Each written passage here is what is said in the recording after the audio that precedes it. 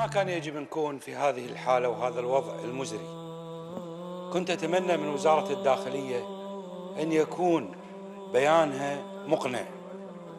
وزارة الداخلية اعترفت بشكل غير مباشر أن الشخص اللي ما يتم ضبطه متلبس تقوم بتعذيبه أو بالضغط عليه والإكراه. كنت أتمنى وزير الداخلية ألا يقف مدافعا عن مخطئ ومجرم ومذنب بحق مواطن أيا كانت تهمته. يجب أن نلجأ للقانون. الدولة محكومة بالقانون، ما يجوز أن نتجاوزه ولا يجوز أن نستخدم أي أسلوب مخالف للقانون.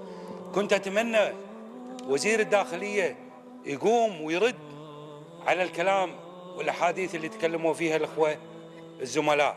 كنت أتمنى وزير الداخلية قبل أن يصدر بيان مضمونه الدفاع عن القياديين في وزارة الداخلية أو من قاموا بالأحرى من ارتكاب هذا الجرم، كنت أتمنى وزير الداخلية أن يملك الشجاعة ويقول يا جماعة هذا خطأ معين ولازم نتحقق منه.